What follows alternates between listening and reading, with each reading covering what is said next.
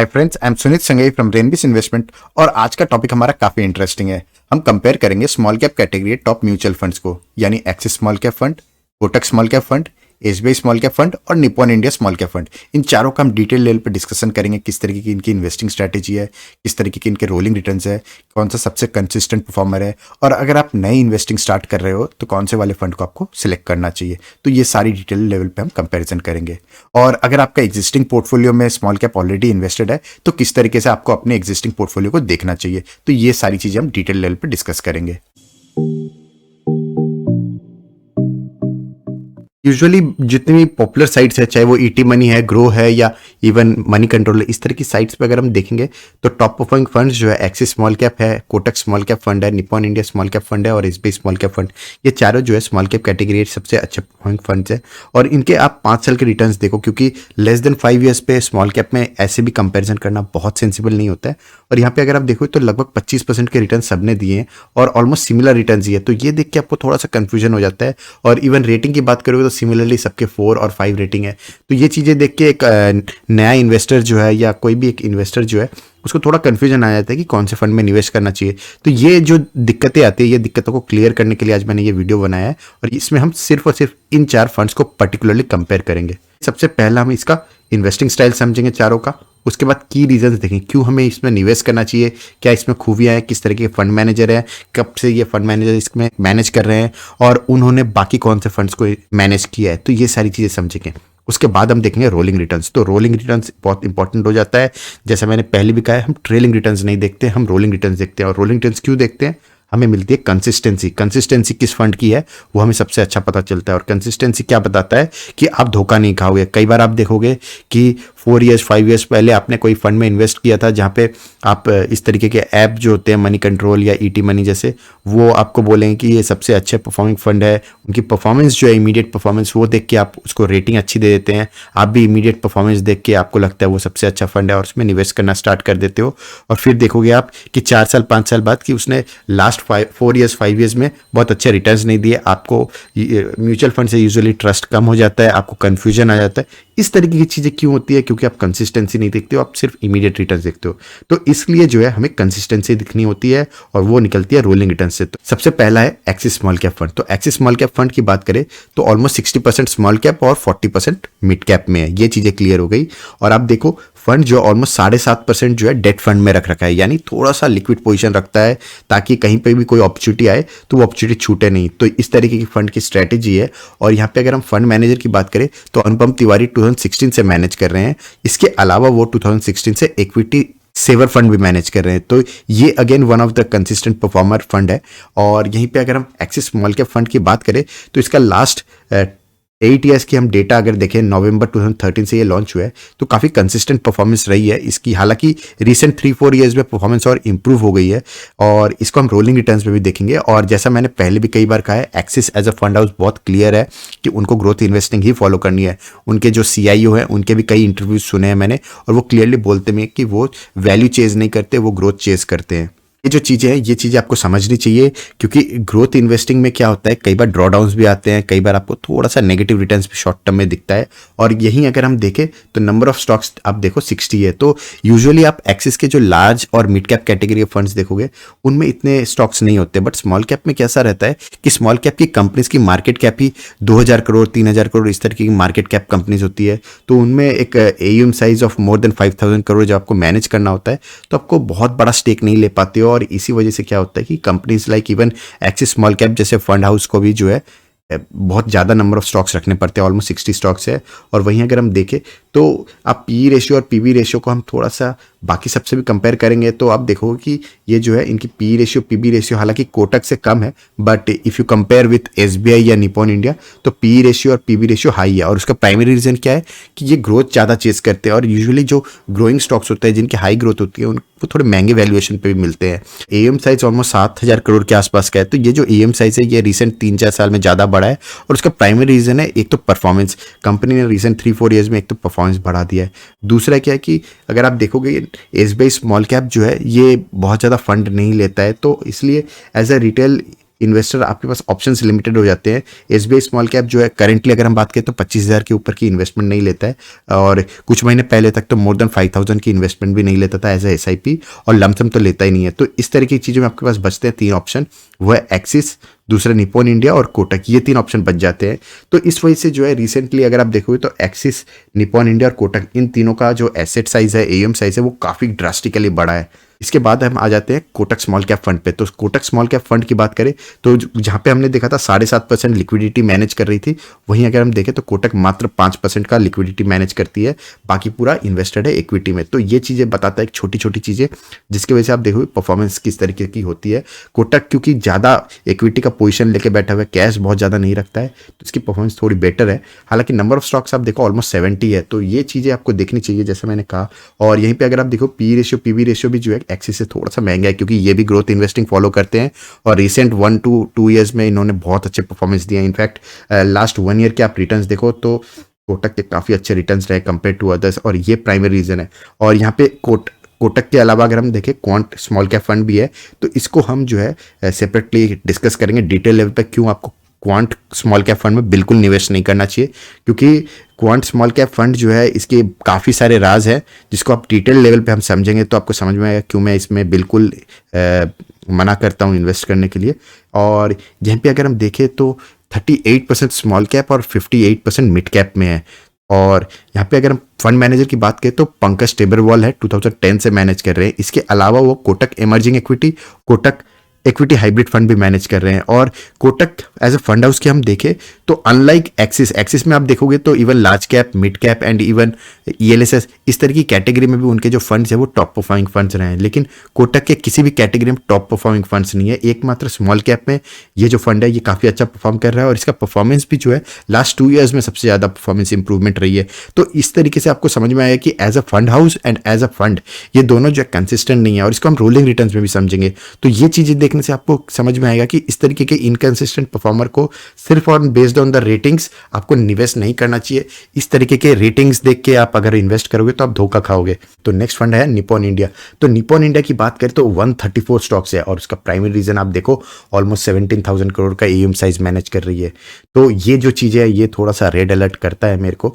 और इसमें अगर हम देखें तो फंड का जो फंड मैनेजर है समीर रच, 2017 से ये मैनेज कर रहे हैं। और एक और चीज़ आपको नोटिस करनी चाहिए कि एक तो निप्पॉन इंडिया का परफॉर्मेंस ज़बरदस्त रहा है, कंसिस्टेंसी भी रही है, हालांकि इसका ब्रांड वैल्यू जो है ये एक्सिस या एसबीआई जितना स्ट्रांग नहीं है। और इसका प्राइमरी रीजन ये भी है कि एक्सिस एसबीआई के पास अपना बैंकिंग का जो पेनिट्रेशन है वो भी है, जिसकी वजह से उनकी ब्रांड अवेयरनेस और ज़्यादा स्ट्रांग हो जाती है, जो निप्पॉन इंडिया के साथ नहीं है।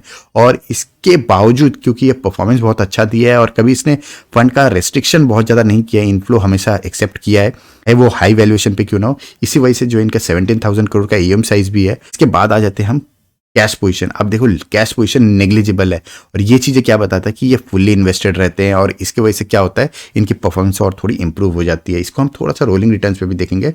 ये जो फंड हाउस है इसकी परफॉर्मेंस थोड़ी चौंकाने वाली है। इन्होंने कभी जो है अपना परफॉर्मेंस जो है इनका कभी गिरा नहीं है, हालांकि ये हमेशा फंड में इनफ्लो एक्सेप्ट कर रहे हैं। तो ये थोड़ी सी चैलेंजिंग और थोड़ी वियर्ड बात भी है, सरप्राइजिंग बात भी है और अच्छी बात भी है। तो इसमें मैंने एक चीज़ नोटिस करी, आप देखो लार्ज कैप पे इन्होंने 20% पोजीशन लेके बैठे हुए हैं। तो यूजुअली आप देखोगे कि बहुत हाई वैल्यूएशन पे जब स्मॉल कैप रहता है या थोड़ी हाई वैल्यूएशन पे रहता है तो ये लार्ज कैप में भी पोजीशन ले लेते हैं। तो ये एक ट्रिकी चीज़ है कि किस तरीके से, क्योंकि लार्ज कैप में आपको पोजीशन लेने से क्या होता है कि आप 17,000 करोड़ जितना बड़ा एएम साइज भी मैनेज कर लेते हो, और वहीं अगर वैल्यूएशन भी महंगी है तो लार्ज कैप में यूजुअली बहुत ज़्यादा ड्रॉडाउन्स होना के चांसेस कम है। तो इस तरीके से आप जो है हाई वैल्यूएशंस को भी मैनेज कर लेते हो और अपना बिजनेस को भी रोकते नहीं हो, आप नई नई इनफ्लो भी एक्सेप्ट कर लेते हो। तो इन्होंने अपना बिजनेस को न घटाते हुए भी जो है इस तरीके से ट्रिकी तरीके से जो है अपना फंड का परफॉर्मेंस भी मेंटेन किया है। और इन चीज़ों को हम थोड़ा सा रोलिंग रिटर्न्स पे भी देखेंगे। तो ये कुछ इंपॉर्टेंट चीज़ें थी निप्पॉन इंडिया की तरफ से। और वहीं हम आ जाते हैं अगला फंड जो है एसबीआई स्मॉल कैप फंड। तो एसबीआई स्मॉल कैप पे आप देखो मात्र 48 स्टॉक्स। आप देखो कहाँ वो 70, 60, 70 एंड 135 स्टॉक्स और कहाँ 50 स्टॉक्स। तो आप देखो कि एसबीआई फिर भी कॉन्सेंट्रेट बेट ले पा रहा है, और उसका प्राइमरी रीजन आप एयूएम साइज देखो मात्र 6,000 करोड़। ये नया एयूएम साइज जल्दी से लेते नहीं है, नया इन्वेस्टमेंट जल्दी से लेते नहीं है। करेंटली भी जैसे मैंने कहा 25,000 की एसआईपी एक्सेप्ट कर रहे हैं, वो भी रिसेंटली इन लोगों ने बढ़ाई थी। उसके पहले 5,000 तक की एसआईपी एक्सेप्ट कर रहे थे, और लमसम तो ये लेते ही नहीं है। फंड की परफॉर्मेंस जो है काफ़ी कंसिस्टेंट रही है। इसको हम रोलिंग रिटर्न्स में भी कंपेयर करके देखेंगे।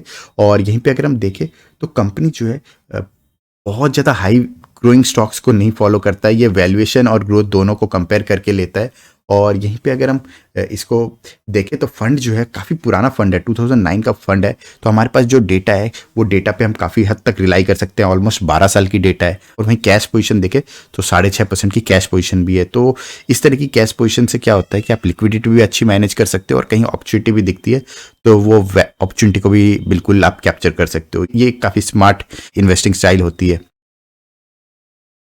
अब आ जाते हैं रोलिंग रिटर्न्स में। तो रोलिंग रिटर्न में सबसे पहले हम 3 साल की डेटा को कंपेयर करेंगे। हालांकि 3 साल की जो डेटा है वो आपको बहुत अच्छा पिक्चर नहीं देती है, but we will start from 3 years, फिर हम 5 ईयर्स में जाएंगे और फिर 7 ईयर्स में।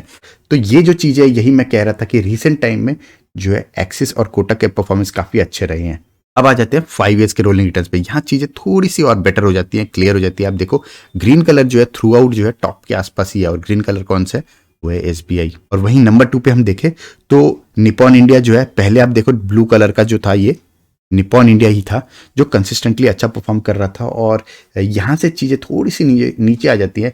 हालांकि इसके बाद यहाँ पे आप देखोगे तो Nippon India again back in the top performing funds है। तो ये जो छोटा सा फेज था, इस फेज के अंदर निपॉन इंडिया के performance compare to Axis small cap थोड़ा सा नीचे आ गया था। इसके बाद इन्होंने बहुत अच्छे तरीके से रिकवरी किया। तो ये जो छोटे छोटे फेज होते हैं वहाँ पे निपॉन इंडिया या SBI जो है थोड़ा सा कम परफॉर्मेंस कर देता है, but most of the times ये जो दो फंड है SBI और निपॉन इंडिया काफ़ी अच्छा परफॉर्म किया है।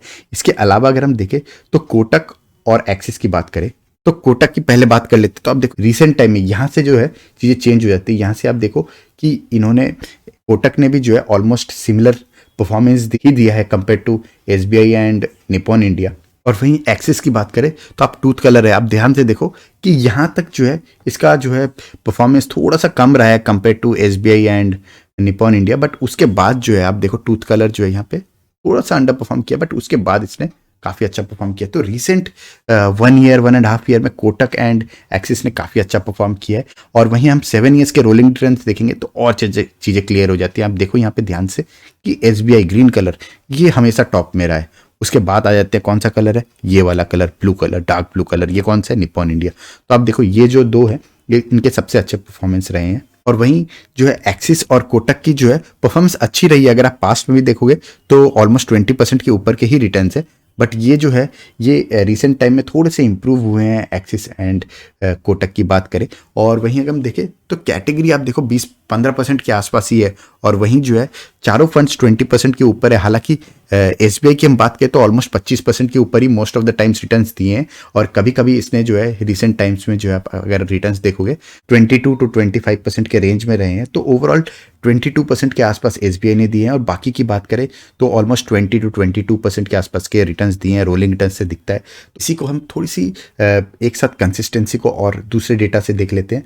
आप 3 ईयर्स की देख लो, 5 ईयर्स की देख लो और 7 ईयर्स। तो 3 ईयर्स में हम देखते हैं कंसिस्टेंसी को। आप देखो ये जो चीज़ें हैं ये बहुत ज़्यादा कंफ्यूजिंग है, कहीं पे कुछ डेटा है कहीं पे कुछ डेटा है। आप देखो 0 to 8, 8 to 12, हर जगह कुछ ना कुछ परसेंटेज जो है परफॉर्मेंस रही है। चाहे वो कोटक की बात करें, निपॉन इंडिया, SBI, एक्सिस, चारों की आप देख लो यहाँ पे परफॉर्मेंस जो है हर रेंज में रही है। चाहे वो 8%, 8 to 12, 12 to 15, हर जगह इनकी परफॉर्मेंस रही है। तो इससे क्या होता है कि क्लैरिटी नहीं आती। आप 5 साल की डेटा देखो, 5 साल में चीज़ें और क्लियर हो जाएंगी।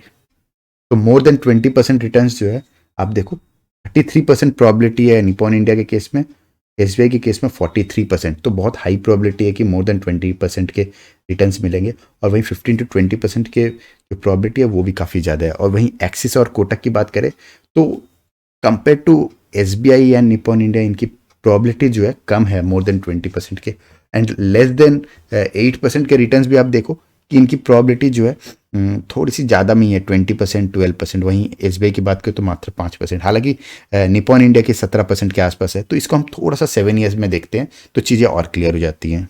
7 ईयर्स में जब हम बात कर रहे हैं तो आप कंसिस्टेंसी देखो, 75% प्रॉबिलिटी है कोटक की कि वो मोर देन 20% की रिटर्न्स दे, जबकि निपॉन इंडिया और SBI की बात करें तो 100% प्रॉबिलिटी है। तो आप देखो कंसिस्टेंसी क्लियरली बता रही है कि निपॉन इंडिया और SBI की बहुत ज़्यादा प्रॉबिलिटी है टू गिव मोर देन 20% के रिटर्न्स। और वहीं हम एक्सिस की बात करें तो 65%। थोड़ा सा हम कोटक और एक्सिस की बात कर लेते हैं यहाँ पे, क्योंकि थोड़ा सा कंफ्यूजन हो रहा है। आप देखो कोटक में 75% प्रोबेबिलिटी है मोर देन 7 ईयर्स में, और वहीं एक्सिस की बात करें तो 65%। तो ये देख के आपको कोटक लगेगा कि बेटर परफॉर्मिंग फंड है और बेटर कंसिस्टेंसी है।